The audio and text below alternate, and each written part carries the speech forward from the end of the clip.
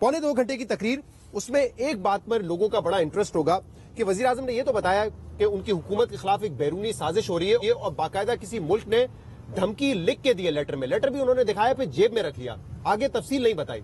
बतौर वजीर आजम उन्होंने जिम्मेदारी का मुजाहरा किया कि ज्यादा तफसील नहीं बताई क्योंकि वो कह रहे हैं पाकिस्तान का नुकसान होगा, कभी वक्त आए तो जरूर बताऊंगा, फिलहाल वो वक्त नहीं है। ये लेटर भी उसी तरह झूठ है जिस तरह वो एब्सोल्युटली नॉट का झूठ बोल रहे हैं। अच्छा, और ये मैं पूरी जिम्मेदारी के साथ कह रहा हूँ क्योंकि मैं एक अदना सा मजदूर और तालिब इल्म हूँ, लेकिन आपको पता है कि इस सब्जेक्ट से रिलेटेड मैं हर फरीक से राब्ते में रहता हूँ। अब पहली बात यह है, उनका इशारा होगा अमेरिका की तरफ या वेस्ट के बाकी जो कंट्रीज़ हैं, तो मुझे ये बताएं कि इमरान खान ने उनका क्या बिगाड़ा है। ठीक, चीन इस वक्त अमरीकियों ने वाजे किया है कि जी हमारा पाकिस्तान को वो चीन के आईने में देखते हैं, अफगानिस्तान के आईने में देखते हैं। अफगानिस्तान के हवाले से उनको अगर कोई शिकायत थी तो वो हमारी इस्टेब्लिशमेंट से थी। उनको पता है कि अफगानिस्तान जैसे मामलात से न शाह महमूद कुरैशी को कुछ पता होता है, न वज़ीर आज़म को कुछ पता होता है। ठीक, फिर ये है कि उनको अगर विड्रॉल में फैसिलिटेशन चाहिए थी, हम जैसे लोग कहते हैं कि पहले इंट्रा अफगान करें, उसमें इमरान खान ने फैसिलिटेशन की और वो ख़ुद भी उसका क्रेडिट भी लेते रहे। चीन रूस जाना अगर गुनाह था तो रूस का पहला दौरा किया था आसिफ अली जरदारी ने। ठीक, और फिर सीपेक की MOU साइन की थी उन्होंने गवादर की बंदरगाह यार दोस्तों से पैसे लेके वो जुर्माना अदा किया सिंगापुर की कंपनी की, वो चीन को दे दिया। और फिर नवाज शरीफ ने सारे अंडे चीन के बास्केट में डाल दिए थे। इमरान खान ने चीन के साथ ताल्लुकात का बेड़ा गर्क कर दिया, सीपेक का बेड़ा गर्क कर दिया। 2 साल से यानी 2019 में दूसरे मरहले पे आगाज के लिए चीनी सदर ने पाकिस्तान आना था, वो अभी तक नहीं आ रहे हैं। लेकिन साहब ये होता है ना, इतनी बड़ी बात वो जलसे में करेंगे कि खत है, धमकी आई है और कह रहे ऑफ द रिकॉर्ड पढ़वा भी दूंगा मैं, जिसको पढ़ना है पढ़ ले, ऑन रिकॉर्ड नहीं ला सकते। पहली बात तो ये है कि अगर उनको पाकिस्तान के इंटरेस्ट का ख्याल होता या वो इसकी हसासियत को समझते तो वो पार्लियामेंट के स्टेज पे खड़े होकर उसामा बिन लादेन को शहीद ना कहते, क्योंकि पाकिस्तान का केस मगरिब के सामने ये था कि मैं अलकायदा के खिलाफ तुम्हारी जंग लड़ रहा हूँ। अगर उनको पाकिस्तान की इन हसासियत का वो ख्याल होता तो तालिबान भी कहते कि हमारा मुकदमा ना लड़ो, वो मुफ्त में तालिबान का मुकदमा लड़ रहा है।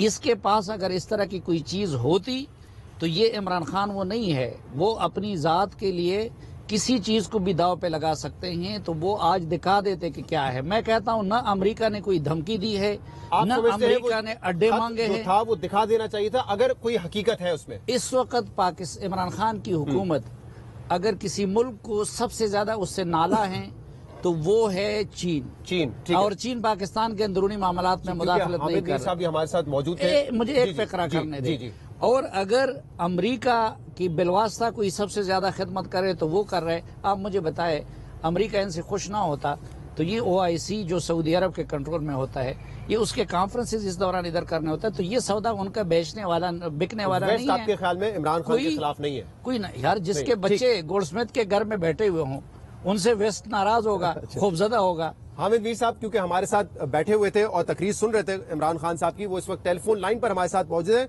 मीर साहब, वो जो खत दिखाया और फिर अपनी जेब में रख लिया, उन्होंने कहा कि पाकिस्तान के खिलाफ साजिश हो रही है, उनकी हुकूमत के खिलाफ साजिश हो रही है, वो कह रहे हैं इस वक्त बता नहीं सकता क्योंकि पाकिस्तान का बड़ा नुकसान होगा।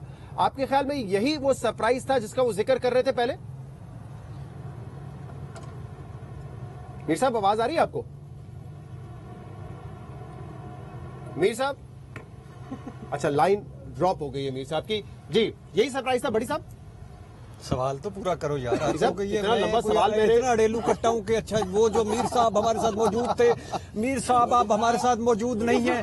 मीर साहब को मैं सुना, सलीम साफी साहब, मैंने अपना सवाल छोटा करके फ्लोर से खानजादा साहब लंबा सवाल, यार कोई मेरे पे सवाल लंबा करो।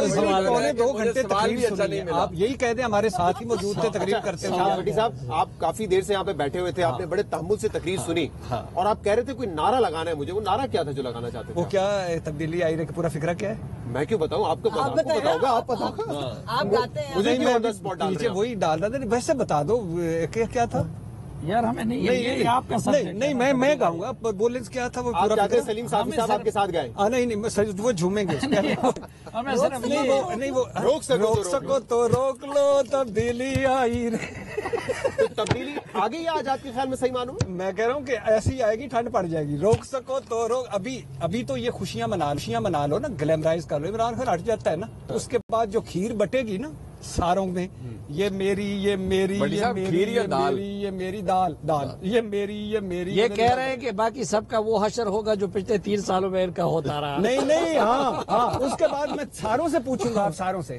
بٹی صاحب سنجیدہ صاحب آخری غیر سنجیدہ گفتگو. میں اس کے بعد ساروں سے پوچھوں گا کہ ہوں ٹھنڈ پہ گئی جی, ہوں آرام جی. اچھا اب آپ آگے ہم نے نواز شریف کو تعریف کی ہے, فوراً سیریس ہو گیا. مذاق کر رہے ہیں. ہم نے نہ نواز شریف کو کبھی فرشتہ ثابت کیا ہے, نہ زرداری کو کیا ہے, نہ ان سے ہمیں کوئی توقعات ہے جناب علی, جس طرح آپ اچھا بٹی صاحب سوال یہ ہے, نہیں سوال کرنے کا موقع دیں, سوال کر رہا ہوں. نہیں سنجیدہ نہ کریں. وقت بڑا اہم ہے, وقت بڑا اہم ہے ملک کے لیے بھی, ہمارے لیے. سوال یہ ہے کہ وزیر اعظم عمران خان نے کہا تھا کہ اس جلسے کے بعد بہت کچھ بدل جائے گا, اتحادی میرے ساتھ جڑ جائیں گے, منحرف ارکان میرے ساتھ آ جائیں گے, ادارے میرے ساتھ کھڑے ہوں گے. کیا وہ ہوتا ہوا نظر آ رہا ہے آپ کو؟ پہلی بات تو یہ کہ میری پوری قوم کو مبارک ہو کہ قطری خط کے بعد جیب کا خط. اس قوم کو مبارک ہو. ایک اور خط, یعنی جس ٹرک کی ایک اور بتی. دوسری بات ہے ٹرک کی بتی ہے, ہاں یعنی دوسری بات ہو سکتا ہے, میں مان لیتا ہوں عمران خان صاحب نے لہرایا ہے, تو ہو سکتا ہے کوئی ہو سکتا ہے سازش ہو. لیکن میں اکثر سوچتا ہوں کہ باہر کی ساری دنیا کو ایک ہی کام ہے پاکستان کی کرنے کے لیے. مانا کہ بہت سارے یہ جو ایک گروپ ہے اس کا بہت سارے انٹرسٹ ہیں, مانا کہ بڑی لمبی گیم ہے, لیکن بہرحال یہ جیب کے خط پہ بعد میں آتے ہیں. عمران خان صاحب کی تقریر پہ مجھے جو 2-3 چیز, ایک تو یہ کہ بہت لمبی تقریر تھی, دوسری یہ کہ جواب بھی اتنا لمبا ہی ہوگا, نہیں. دوسری یہ کہ اس کی اچھا یہ جگت ماری تھی. اچھا پلیز کنٹینیو میں ٹوکا. دوسری یہ کہ اگر یہ مختصر تقریر کر لیتے, وہ ساری چیزیں نہ بتاتے جو ہمیں 1.5 سال سے ہم تقریر سنتے آئے ہیں, مائی بیسٹ فرینڈ اور تھرسٹی کرو کی کہانی, وہ تو اس قوم کو کیا وہ 3.5 سال سے, ہاں 3.5 سال سے. تو ہاں آپ کو تو ٹائم کا بخوبی علم ہے. اچھا تو وہ جو تھی نا وہ نہ ہوتا, لیکن ٹھیک ہے عمران خان ہے, یہی عمران خان ہے. نہیں میرا خیال ہے کہ ابھی 7-8 دن ہیں عمران خان صاحب کی حکومت, یعنی ٹیبل ہونے کے بعد عدم اعتماد 7-8 دن لگیں گے.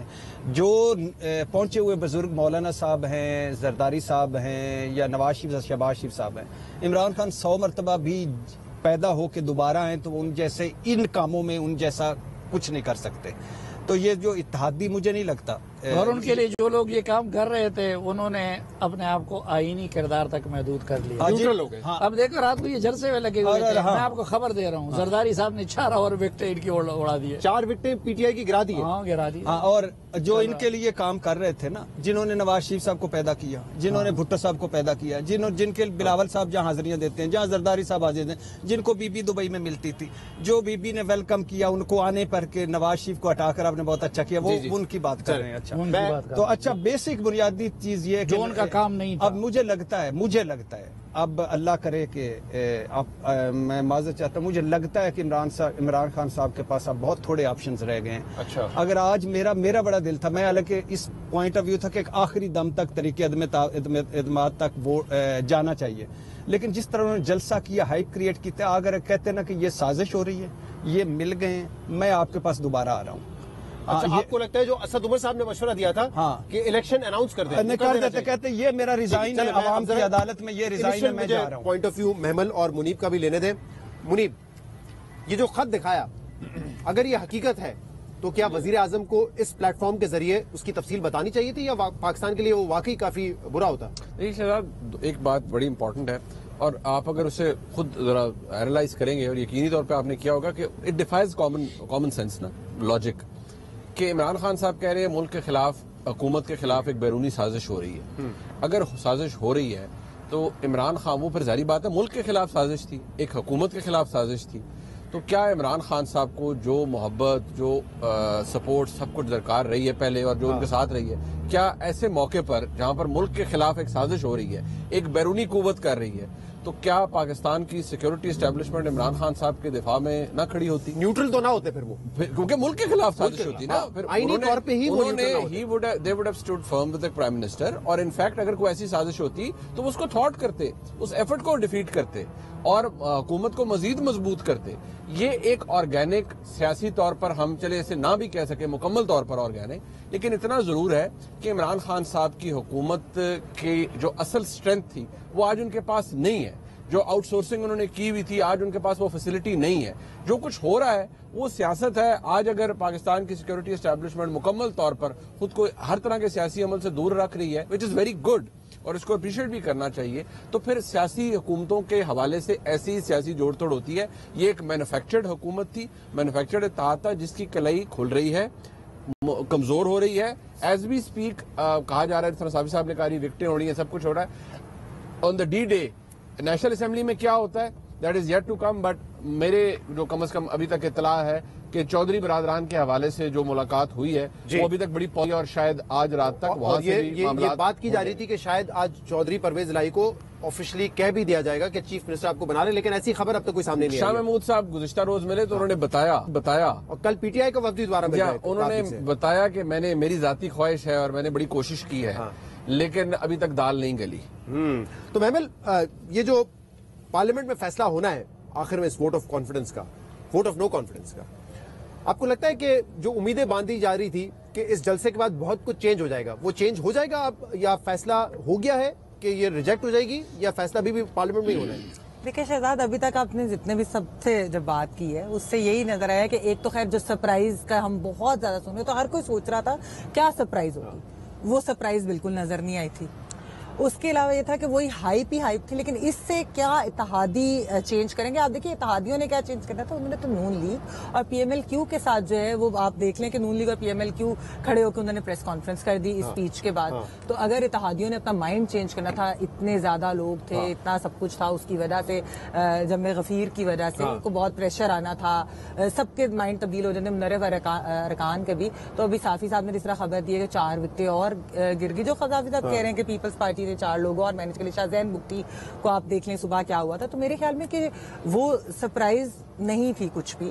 اور جتنی ویسے آج وزیر اعظم صاحب نے بھٹو صاحب کی تعریف کی، آپ یہ دیکھیے کہ پی ٹی آئی ہمیشہ سے اس نعرے کے اوپر تنقید کرتی ہے کہ ہر گھر سے بھٹو نکلے گا، آج بھی بھٹو زندہ ہے، اور آج تو آلموسٹ یہی کہہ دیا جب سے وزیر اعظم نے یہ کہنا شروع کیا ہے کہ میری حکومت کے خلاف بیرونی سازش ہو رہی ہے، تب سے وہ پیرالل ڈرا کر رہے ہیں اپنے میں، اور ذوالفقار علی بھٹو کی جو حالات ہے۔ جی مطلب ویسے بات کرنا چاہ رہی ہوں کہ ہر چیز کے اوپر ہی ایک طرف ان کو یہ نعرہ برا لگتا تھا، پھر اب وہ خود ہی اس طریقے سے اپنے آپ کو پورٹری بھی کر رہے ہیں کہ جس طرح بھٹو صاحب کے ساتھ ہوا تو پتہ نہیں کیا حالات اور آج کے حالات میں بڑا فرق ہے۔ ایگزیکٹلی اس وقت کے واقعی حالات میں بھی بہت فرق تھا اور بہت ساری چیزیں بھی ہیں، تو میرے خیال میں سرپرائز